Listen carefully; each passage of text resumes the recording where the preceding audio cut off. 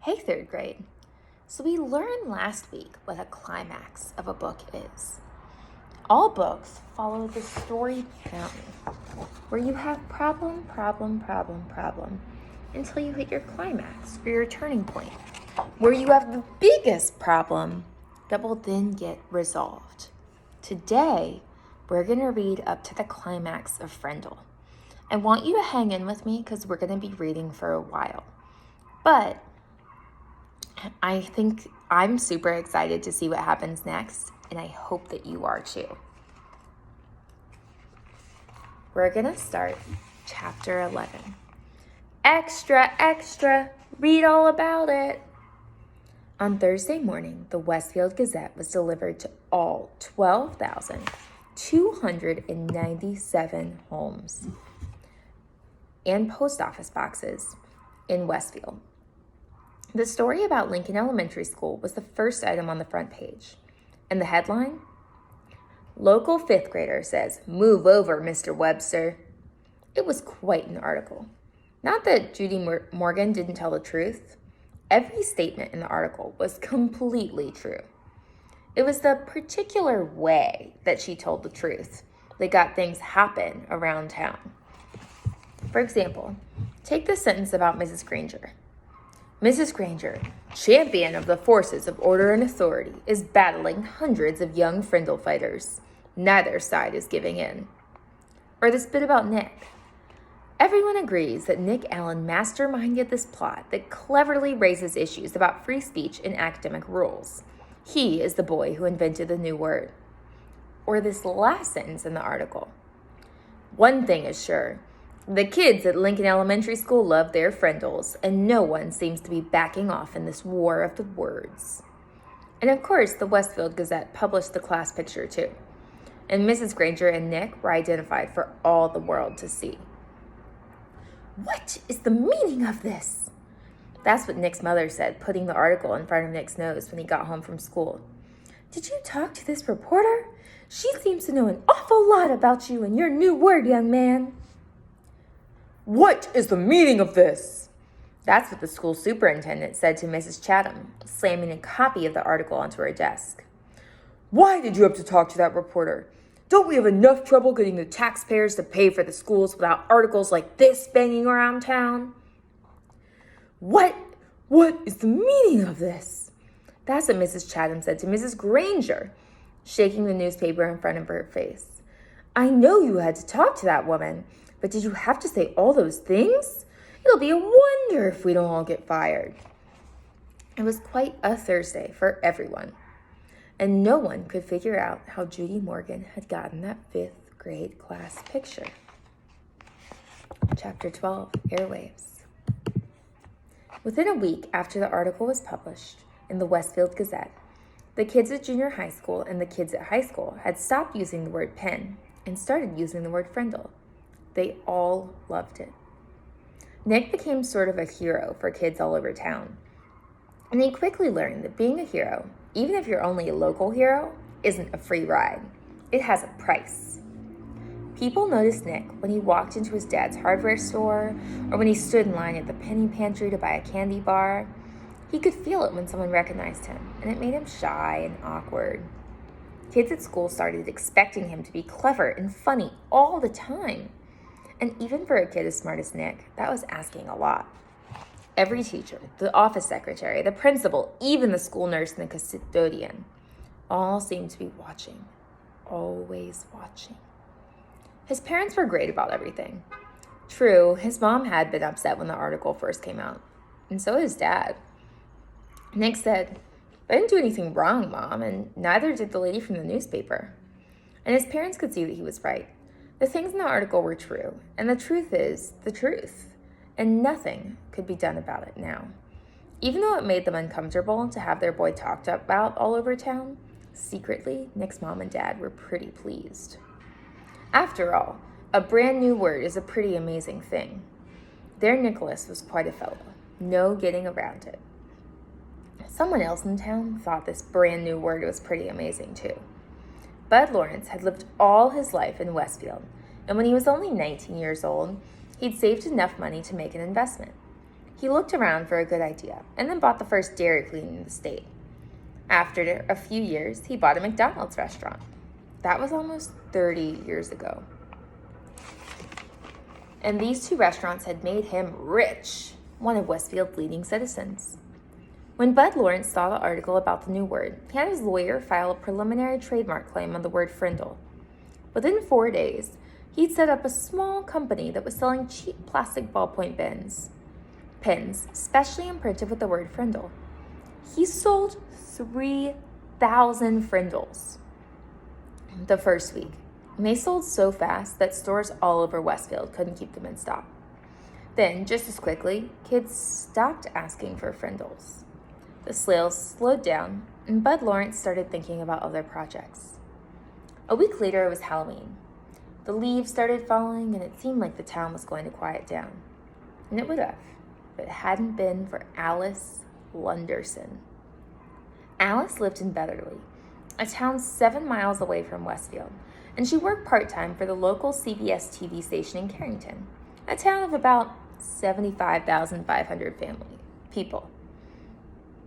When there was important area news, disasters like floods or tornadoes, or sometimes if she came across little stories that seemed cute or original, Alice would call the station news manager in Carrington. If it was a good story, or it was a day when not much else was happening in the world, then the TV station would send out a van with a camera crew to shoot some videotape. Alice subscribed to all the small-town newspapers in the area to keep up with local events. Most of them were published on Thursday, and they arrived at her house by Monday or Tuesday. Then it took her a day or so to look through them all. On Wednesday morning, she finally saw the article in the Westfield Gazette about the word war. She read it through twice and looked carefully at the school photograph. She was sure this story was a winner. The TV station manager in Carrington agreed with her. He called the CBS station in Boston because sometimes Boston picked up the stories in the Carrington newsroom.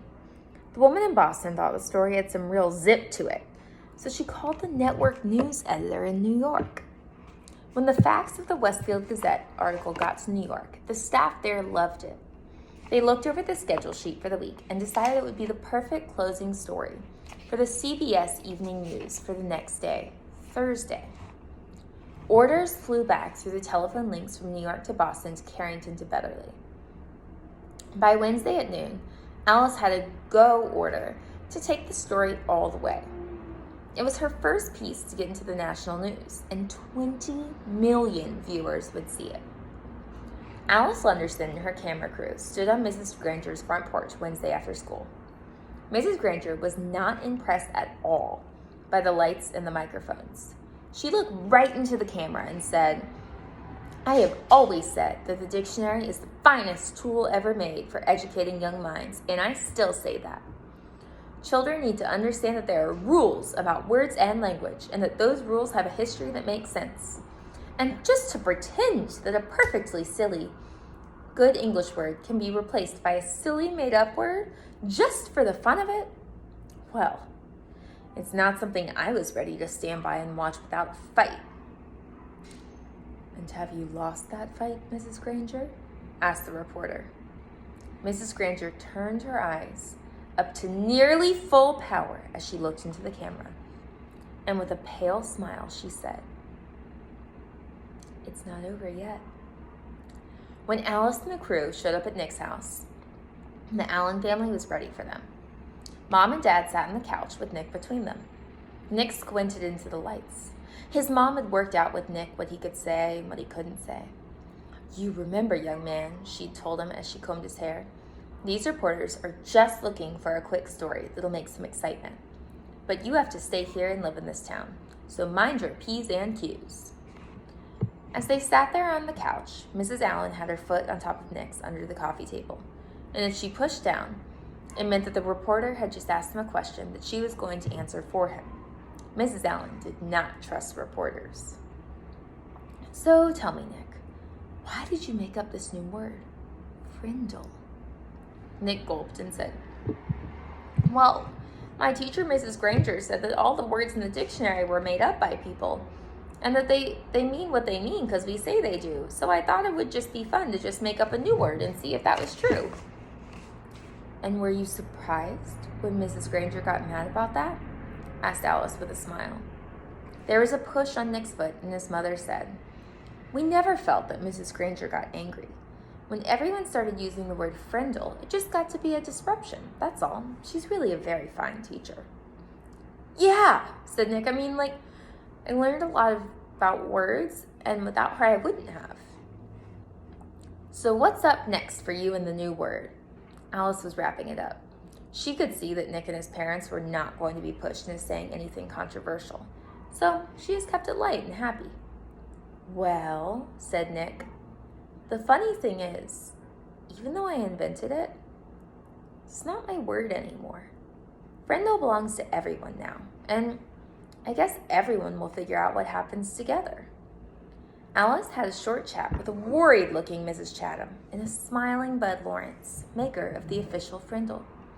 Then she shot her opening bit and her closing bit, and the camera crew drove to Carrington to edit all the pieces and put them together into a 2-minute news story. The next night, when all the serious news about wars and oil prices and world food supplies had been talked about in the CBS Evening News, the anchorman looked into the camera and smiled. He said, It is believed by many that the word quiz was made up in 1791 by a Dublin theater manager named Daly.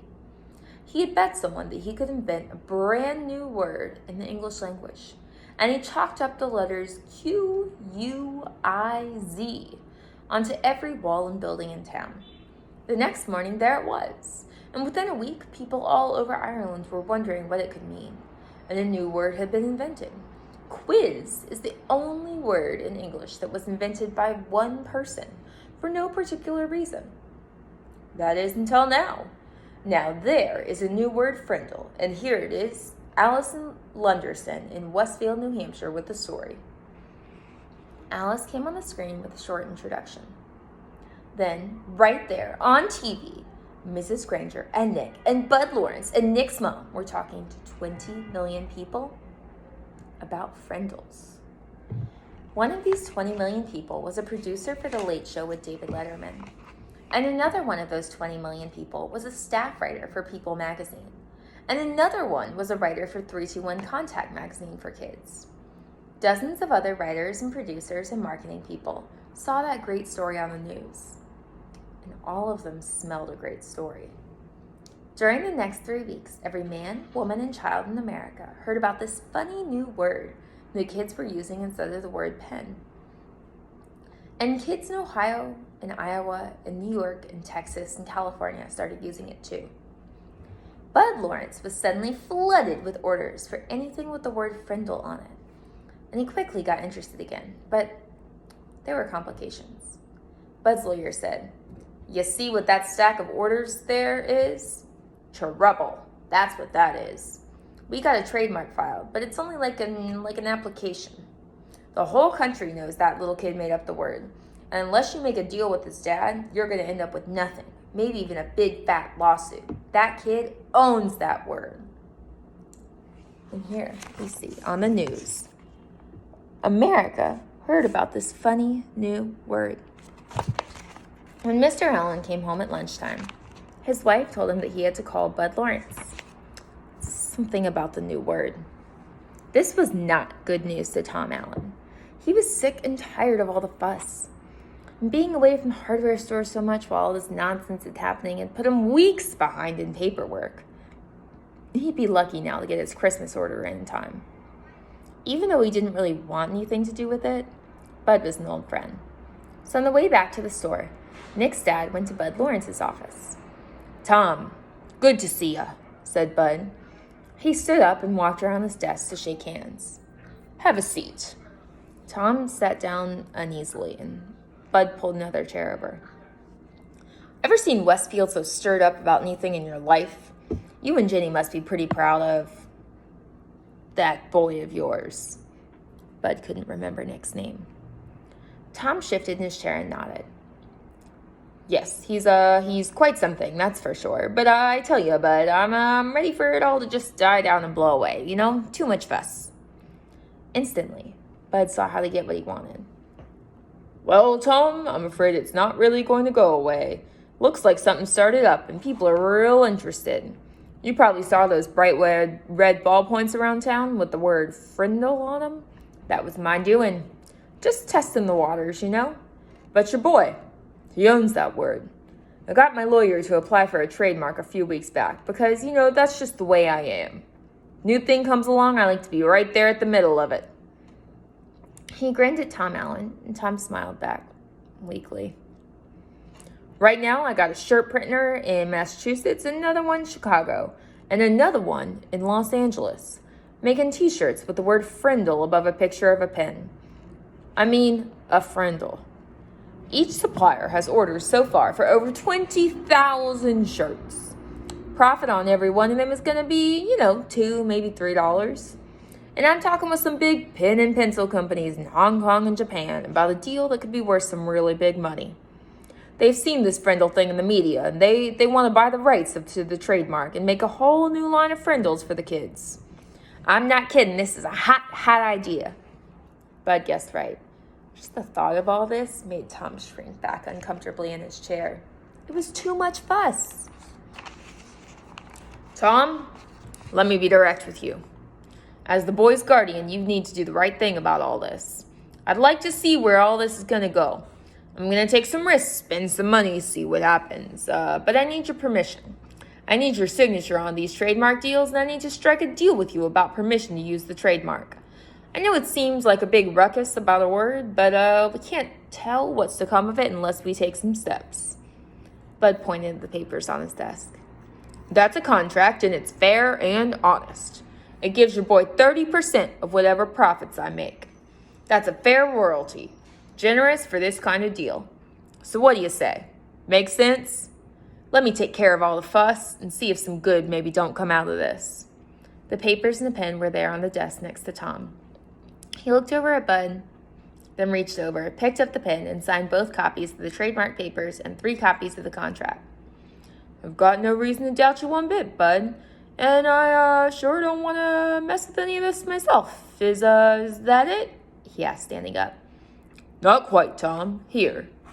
Then Bud Lawrence handed Nick's dad a check for $2,250. What's this for? That's what I owe Nick for the sales of Frindles from the first 3 weeks, explained Bud with a smile. Tom looked at the check and said, This is terrific, Bud, and I'm really glad about it because it'll sure help with Nick's college. But I wish you'd just kind of keep this thing between us.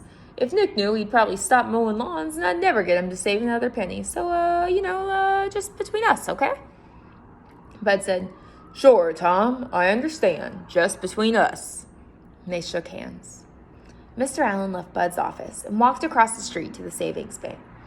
He set up a trust account for Nick, and the bank manager said he could make arrangements with Mr. Lawrence, so any other money could be deposited automatically. That sounded good to Tom Allen. If he never heard another word about it, that would be fine. As Nick's dad walked slowly back to the hardware store, he wondered if things were ever going to be the same again in his quiet little town.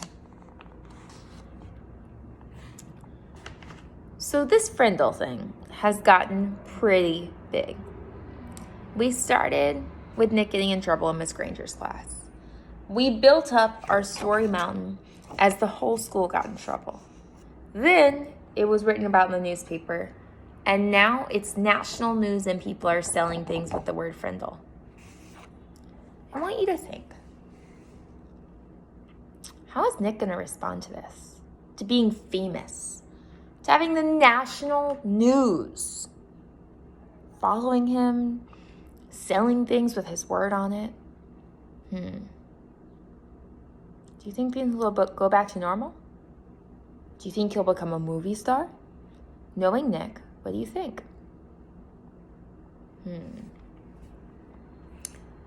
So based off what I know about Nick and how much he loves tricks, I honestly think he might use the success of this to try a different trick. That's in the book that you are reading, or the book that you just finished. I want you to think, what was the climax of that book? If you haven't gotten to the climax yet, write about Frindle. Then I want you to write, how does that character respond to the climax? Let me know if you have any questions. Good luck. Bye.